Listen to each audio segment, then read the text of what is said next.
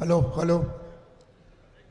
എൻ്റെ ഏറ്റവും പ്രിയപ്പെട്ട നേതാവ് ശ്രീ രാഹുൽജി, വേദിയിൽ ശ്രീ രമേശ് ചെന്നിത്തല, പ്രതിപക്ഷ നേതാവ് ശ്രീ വി ഡി സതീശൻ, പ്രതിപക്ഷ രാഷ്ട്രീയ നേതാക്കന്മാർ, എൻ്റെ സഹപ്രവർത്തകന്മാർ, പ്രിയമുള്ള എൻ്റെ സഹോദരന്മാരെ, സമയം വൈകിയതുകൊണ്ട് ഏറെ ആളുകൾ പ്രസംഗിക്കുന്നില്ല. ഞാനും ചെറിയൊരു പ്രസംഗം മാത്രം ചെയ്ത് എൻ്റെ പ്രസംഗവും അവസാനിപ്പിക്കും. രാഹുൽജിക്ക് മറ്റു പരിപാടികളിലും പോകേണ്ടതാണ്. നമ്മൾ ഇന്ന് മുഖാമുഖം കാണുന്നത് ഒരു പുതിയ ചരിത്രത്തിന് തുടക്കം കുറിക്കുന്ന ഒരു സമ്മേളനത്തിലാണ് എന്ന് നിങ്ങൾക്ക് ഓർമ്മ വേണം. എന്താണ് ആ ചരിത്രം? ഇന്ത്യ രാജ്യം ദിവസങ്ങൾ, മണിക്കൂറുകൾ മാത്രമേ ഉള്ളൂ ഇനി പോളിംഗ് ബൂത്തിലേക്ക് പോകാൻ. പോളിംഗ് ബൂത്തിൽ പോയാൽ ഇവിടുത്തെ എംപിമാരെയും എംപിമാരുടെ ഭൂരിപക്ഷവും അതനുസരിച്ച് വരാൻ പോകുന്ന ഒരു സർക്കാരിൻ്റെ ചിത്രവും ഇന്ത്യൻ രാഷ്ട്രീയ മണ്ഡലത്തിൽ ഉയർന്നു വരും.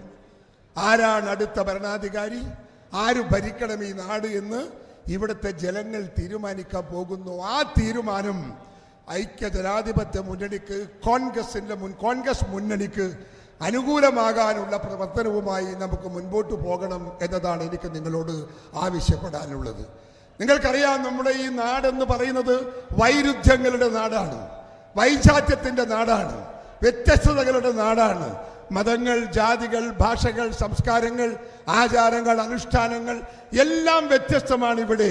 ഈ വൈരുദ്ധ്യങ്ങളെ കോർത്തിണക്കിക്കൊണ്ട് ഒരു രാഷ്ട്രത്തിൻ്റെ അഖണ്ഡത കാത്തു സൂക്ഷിക്കാൻ കണ്ടേണമുള്ള കഴിവുള്ള ഒരു ഭരണകൂടത്തിന് സാധിക്കൂ, എല്ലാവർക്കും സാധിക്കില്ല.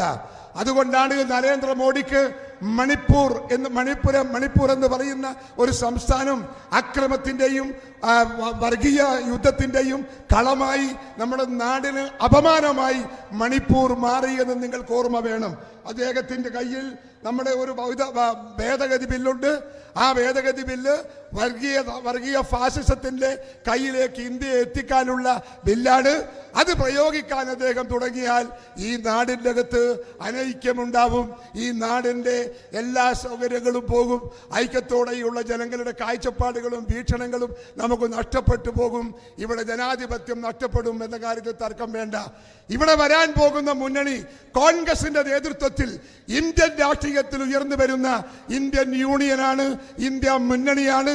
ആ മുന്നണിയുടെ തലപ്പത്ത് പ്രിയപ്പെട്ട ഇന്ത്യയിലെ ജനങ്ങളെ മുഴുവൻ സ്നേഹത്തിന്റെ നൂലിടലിൽ ഒരുമിക്കാൻ, ബന്ധിപ്പിക്കാൻ, സാഹോദര്യത്തിൻ്റെയും സാഹോദര്യത്തിൻ്റെ, ഐക്യത്തിൻ്റെ ഒരു സംസ്കാരം സൃഷ്ടിക്കാൻ ഇവിടെ ആഹ്വാനം ചെയ്യുന്ന രാഹുൽജിയുടെ കാഴ്ചപ്പാടിന് അനുസൃതമായി ഈ നാടിൻ്റെ ചലനാത്മകമായ ജീവൻ മാറ്റിയെടുക്കാൻ നമുക്ക് സാധിക്കണം എന്നതാണ് എനിക്ക് നിങ്ങളോട് ആവശ്യപ്പെടാനുള്ളത്. അത് ഇന്ത്യൻ നാഷണൽ കോൺഗ്രസിന്റെ നേതൃത്വത്തിൽ മാത്രമേ സാധിക്കൂ. ഇവിടെ മണിപ്പൂരിൽ എല്ലാ ആളുകളും എല്ലാവരെയും അവിടെ അടിച്ചൊതുക്കി ഒരു ശ്മശാന മൂകതയുണ്ടാക്കിയ സംസ്ഥാനത്ത് മറ്റൊരു നേതാവും പോയില്ല. പോയത് ഞങ്ങളുടെ പ്രിയപ്പെട്ട രാഹുൽജി മാത്രമാണ്. അവിടുത്തെ പാവപ്പെട്ടവരെ, കഷ്ടപ്പെട്ടവരെ, കൊല്ലപ്പെട്ടവരെ, നഷ്ടപ്പെട്ടവരെ ഒക്കെ ആശ്വസിപ്പിക്കാൻ പോയ ഏക നേതാവ് രാഹുൽജിയാണ്. സ്നേഹത്തിന്റെ നൂലിടകളിൽ മനുഷ്യ മനസ്സുകളെ കൂട്ടിയിണക്കാൻ ഇന്ത്യയിലെ ജനകോടികളോട് ആഹ്വാനം ചെയ്ത ഒരു നേതാവേ ഉള്ളൂ, അത് രാഹുൽജിയാണ്. ഇന്ത്യ ഭരിക്കണമെന്ന് അദ്ദേഹം ആവശ്യപ്പെട്ടില്ല. 5, 8, 10,000 കിലോമീറ്റർ നടന്നപ്പോഴും അദ്ദേഹം പറഞ്ഞില്ല എന്നെ പ്രധാനമന്ത്രിയാക്കണം, കോൺഗ്രസിനെ ജയിപ്പിക്കണമെന്ന് പറഞ്ഞില്ല. അദ്ദേഹം മനുഷ്യരോട് മനുഷ്യരായി കാണാനാണ് ആവശ്യപ്പെട്ടത്.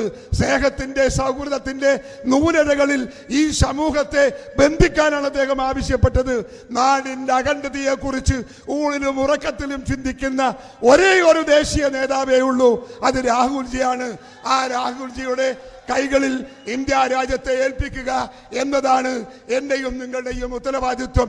ആ ഉത്തരവാദിത്വത്തിന് വേണ്ടി ഏത് പോർക്കളത്തിലും നമ്മുടെ സ്വന്തം ജീവൻ കളയാൻ ഞങ്ങൾ തയ്യാറാണ് എന്ന് രാഹുൽജിയെ ഈ സന്ദർഭം ഞങ്ങൾ അറിയിക്കുകയാണ്.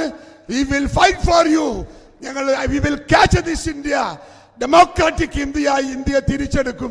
ജനാധിപത്യ മതേതര രാഷ്ട്രമായി ഇന്ത്യ ഞങ്ങൾ തിരിച്ചെടുക്കും. ആ തിരിച്ചെടുക്കുന്ന ഭാരതത്തിന്റെ മുകളിൽ നമ്മൾ പ്രതിഷ്ഠിക്കാൻ പോകുന്നത് പ്രിയങ്കരനായ രാഹുൽജിയാണ് എന്ന് ഞാൻ നിങ്ങളുടെ മുമ്പിൽ പ്രഖ്യാപിക്കുന്നു. ആ പ്രഖ്യാപനം യാഥാർത്ഥ്യത്തിലേക്ക് എത്തിക്കാൻ ഒറ്റക്കെട്ടായി, ഒരു ശബ്ദമായി, ഒരു മെയ്യായി നമുക്ക് മുന്നോട്ട് പോകാം എന്ന് മാത്രം ആഹ്വാനം ചെയ്തുകൊണ്ട് രാഹുൽജിയുടെ ഈ വരവിനെ നെഞ്ചകത്ത് കയറ്റി ഞാൻ അദ്ദേഹത്തെ അനുമോദിച്ചുകൊണ്ട് എൻ്റെ വാക്കുകൾ ഉപസംഹരിക്കുന്നു. നിങ്ങൾക്ക് നമസ്കാരം. ജയ് ഹിന്ദ്.